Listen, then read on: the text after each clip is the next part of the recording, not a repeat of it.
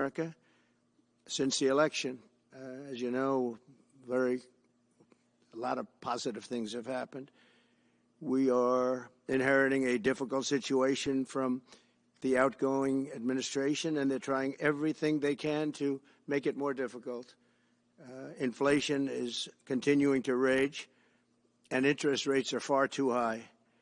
And I've been disappointed to see the Biden administration's attempt to block the reforms of the American people and that they voted for. We had a landslide election. We won every swing state. We won the popular vote by millions and millions of people. Nobody even knows how many people, millions. And they're still counting in some areas. You know, they're still counting the vote in some areas. Can you believe this?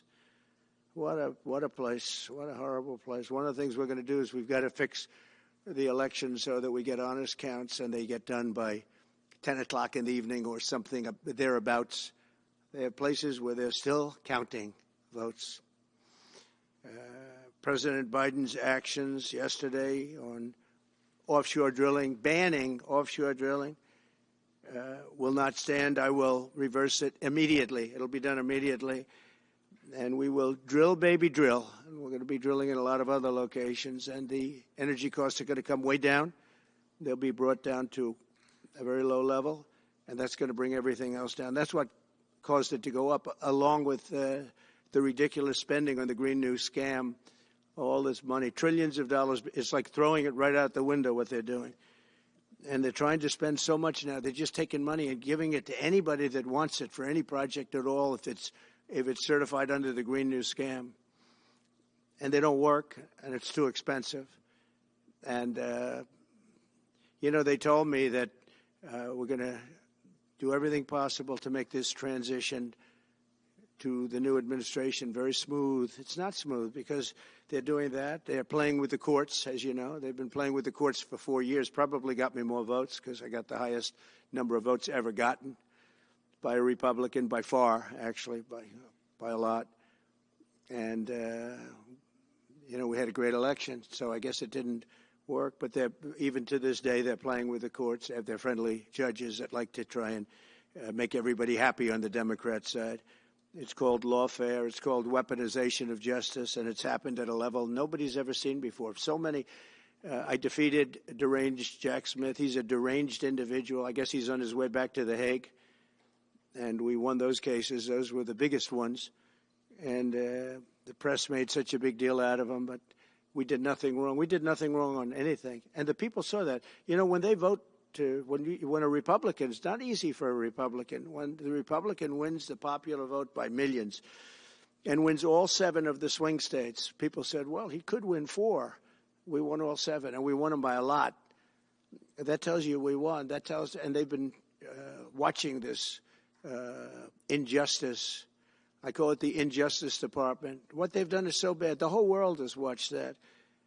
And it took work, but it got me a lot of votes because when explained, we have a judge in New York who's a very crooked judge. I'm under a gag order. I can't even talk about aspects of the case that are the most vital aspects. I'm under a gag. Do you know that I'm the president-elect of the United States of America? I'm a former very successful president. We had the greatest economy in the history of our country. We had borders that were sealed and beautiful. Everything was good. We had no wars. We defeated ISIS. We had no wars. Now I'm going into a world that's burning with Russia and Ukraine, with Israel. You took a look at that attack on October 7th, the attack on Israel, with the horrible way they got out. Not the fact that they got out. I would have been out before them. But we would have been out of Afghanistan with dignity and strength as opposed to looking like a bunch of fools with 13 dead and many, many badly, horrifically injured. Nobody ever talks about them. No arms, no legs. Nobody ever talks about them. The way they got out was outrageous, leaving billions of dollars of brand new military equipment that I bought in the hands of the Afghans and specifically the Taliban. It's the group. And we were doing very well. We would have been out. We would have been respected. I think it's one of the reasons it was so badly handled, that withdrawal where people are jumping onto airplanes, falling off the sides of airplanes when they're 3,000 feet in the air. And nobody's ever seen anything like that, the worst. And because of that, I think Russia went and attacked Ukraine. When they saw that, they said, these guys are incompetent. They don't know what they're doing. But we know what we're doing now, and that's going to all end. And we have a great military. I defeated ISIS, as you know. We're in no wars. I just finished a couple. And we got also our soldiers guarding Syria and Turkey. We're in the middle. We had 5,000 soldiers. They would have been gobbled up with two armies. We had one army, 300,000. We had another one, 500,000 or 600,000, getting ready. We had 5,000 people in the middle. I said to a general, how do 5,000 people do in that case? And the general just looked at me and said, not well, sir, not well. And I took him out. And you know what happened? Nothing. I got criticized. I saved 5,000 lives, actually. And we did a great job, and we're going to do an even better job because now we have a tremendous amount of experience. We have people that I can rely on. But the 625 million acres, people can't realize. It's like the whole ocean. Take an acre. You know, an acre, you have a house on a half an acre, on a quarter of an acre, or an acre. If you have an acre, you have a big deal. Now you multiply that by 625 million acres. It's like, feels like the whole ocean. And that's our strength, you know. People can say we manufacture, we don't manufacture. The thing we have oil and gas more than anybody in the world. We're going to have more of it, too. But they took away 625 million acres of offshore drilling. Nobody else does that. And they think they have it, but we'll put it back. I'm going to put it back on day one. I'm going to have it revoked on day one. We'll go immediately if we need to. I don't think we should have to go to the courts. But if we do have to go to the courts, you know, they try to be sneaky. They go in and they sign. Remember, this is a man that said he wants the transition to be smooth. Well, you don't do the kind of things. You don't have a judge working real hard to try and embarrass you. Because I did nothing wrong. By the way, I did nothing, absolutely nothing wrong. If I did something wrong, I wouldn't be standing here right now because I've won all these cases. Nobody's ever won so many cases as I have against the Justice Department. I mean, Jack Smith had cases all over the place. People were being subpoenaed. Lives were being ruined. They were spending everything they had, money. We were helping them out. We had to. They were subpoenaing people that had no idea what they were even talking about. That's a sick group of people. And it was all to influence the election. It was all a fight against a political opponent. We've never had that in this country. We have had that in certain countries. We've had that in third-tier countries. We've had that in banana republics, but we've never had that in a place like the United States. I don't even know if it's been on a small level. I'm sure it has been on a small level, but this was the largest level ever. They brought this moron out of The Hague. He's a mean guy. He's a mean, nasty guy. His picture was perfect because you look at his picture, you say, that's a bad guy with his robe, his purple robe. And he executes people. He shouldn't be allowed to execute people because he'll execute everybody. He's a nut job. But we won all of those cases with him. And, I mean, I don't know the judge in Florida, but we had a brilliant judge in Florida that saw right through it.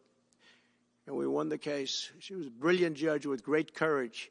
You know, the left, as we call them, the radical left, they have a way, they play the ref, and they play it very hard. They play the ref. They go and say horrible things about judges and prosecutors.